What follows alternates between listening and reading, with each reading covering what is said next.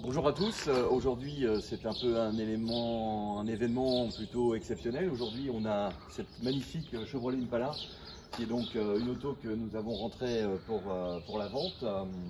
C'est une voiture qui date de 1958. C'est un modèle assez rare. C'est un modèle ici qui est à finir de restaurer. Nous avons un intérieur qui est à refaire. Nous avons également un moteur qui est à refaire. Donc, Grégoire, cette auto, tu la connais bien. Ouais. Parce que c'est toi qui l'as trouvée. On l'a trouvée il y a 6 mois. Voilà. Et puis on l'a mise en vente. Et alors, événement exceptionnel, on est assez fiers, c'est que cette auto-là, elle est chargée sur le camion. Elle tourne, il n'y a aucun problème. Et incroyable, elle part aux États-Unis. Donc c'est la première fois que nous avons une vente qui repart aux États-Unis. Donc cette auto part au Havre et va être chargée pour repartir aux États-Unis, dans la région de Miami, c'est ça? C'est ça, Miami. Voilà. Donc il semblerait que les Américains sont en pénurie de voitures, du moins des modèles aussi emblématiques que celui-ci. Pour ceux qui la reconnaissent, c'est une auto qui jouait dans le film American Graffiti. C'est ça. Voilà. Donc c'est exactement la même. Elle est complète, hein. Vous avez ici des petits logos qui sont très importants.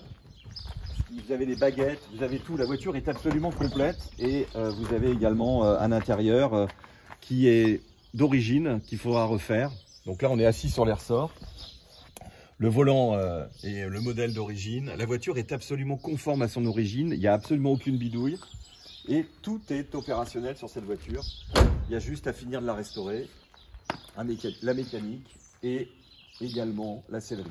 On la vendait dans l'état et en fait c'est le marché américain qui s'est très vite présenté pour l'acheter. Il y avait même 3 acheteurs américains sur cette voiture. Donc là on a touché une corde sensible aux États-Unis. J'ai l'impression que ce genre d'auto dans cet état-là sont de plus en plus rares. Soit elles sont modifiées, c'est des resto-mode avec des moteurs qui sont plus d'origine, etc. Mais là on est nous conformes à l'origine.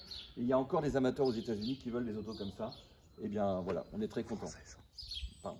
Ouais. Ça c'est très belle auto. Et il faut aussi quand même signaler que elle vient pas réellement des US, puisque c'est une française d'origine. Exact. Et les Américains sont très frileux d'américaines qui ont été vendues neuves en Europe, et notamment celle-ci, qui est une française d'origine, assemblée à Gennevilliers en 58. Donc une belle histoire.